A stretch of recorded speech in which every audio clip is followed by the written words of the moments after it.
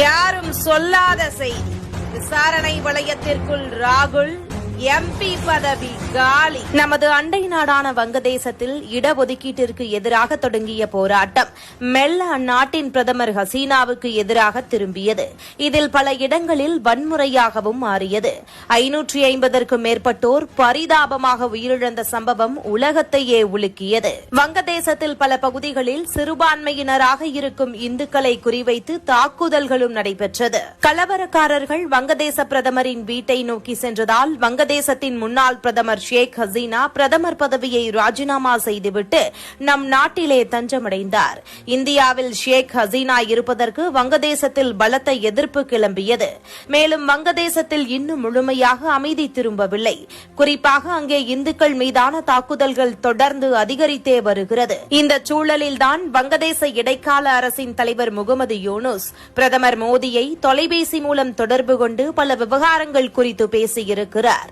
வங்கதேசத்தில் இருக்கும் இந்துக்கள் மற்றும் சிறுபான்மையினரின் பாதுகாப்பை உறுதி செய்ய நடவடிக்கை எடுக்கப்படும் என்றும் பிரதமர் மோடியிடம் முகமது யூனுஸ் உறுதியளித்திருக்கிறார். இந்தியா எங்களுக்கு பக்கபலமாக இருக்க வேண்டும் எனவும் கேட்டுக் கொண்டிருக்கிறார். இதற்கிடையே வங்கதேசம் கலவரம் குறித்து ஒரு அதிர்ச்சிகரமான தகவல்கள் வெளியாகியிருக்கிறது. மேலும் இந்த போராட்டத்திற்கு லண்டனில் திட்டம் தீட்டப்பட்டதா, இதற்கு இந்திய தலைவர்கள் காரணமா என்ற தகவல்கள் தற்போது வெளியாகி இந்தியாவையே அதிரச் செய்திருக்கிறது. வங்கதேசத்தில் இடைக்கால அரசு ஆட்சி பொறுப்பை ஏற்ற அமைதிக்கான நொபேல் பரிசு பெற்ற முகமது யூனுஸுக்கு இந்தியாவின் எதிர்க்கட்சித் தலைவர் ராகுல் எக்ஸ் சமூக வலைதளத்தில் வாழ்த்து தெரிவித்திருந்தார். ராகுலின் வாழ்த்து பதிவை வங்கதேசத்தைச் சேர்ந்த பிளிட்ஸ் லைவ் நாளிதழின் ஆசிரியர் சலாஹுதீன் சொயப் சௌத்ரி ரீட்வீட் செய்து வெளியிட்டிருக்கும் பதிவில் கூறப்பட்டிருப்பதாவது: வங்கதேசத்தை தலிபான் நாடாக மாற்றி அந்நாட்டை சீர்குலைக்கும் உங்களின் ரகசிய சதியின் வெற்றியை நீங்கள் கொண்டாடுகிறீர்கள் என்பது எனக்கு தெரியும்.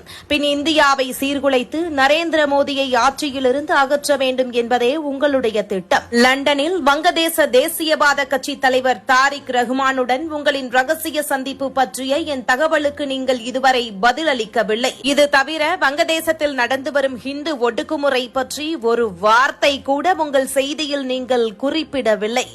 ஏன் இந்துக்களின் வாழ்க்கை உங்களுக்கு முக்கியம் இல்லையா என்ற கேள்விகளை முன்வைத்திருக்கிறார். பிளிட்ஸ் லைவ் நாளிதழின் ஆசிரியர் சலாஹுதீன் சொயப் சௌத்ரியின் இந்த பதிவானது பேசுபொருளாகியிருக்கிறது. மேலும் ராகுல் காந்தி ஏன் லண்டனில் வங்கதேச தேசியவாத கட்சி தலைவர் தாரிக் ரஹ்மானை சந்தித்தார் என்ற கேள்விகளையும் முன்வைத்திருக்கிறார் அவர். இதுகுறித்து உண்மையை கண்டறிய குழு அமைக்கப் போவதாக தகவல்களும் வெளியாகியிருக்கிறது. இந்த கலவரத்திற்கு பின்னால் இந்தியாவைச் சேர்ந்தவர்கள் யாராவது இருக்கிறார்களா என்ற கோணத்தில் விசாரணையை தொடங்கியிருப்பதாக தகவல்களும் வெளியாகியிருக்கிறது.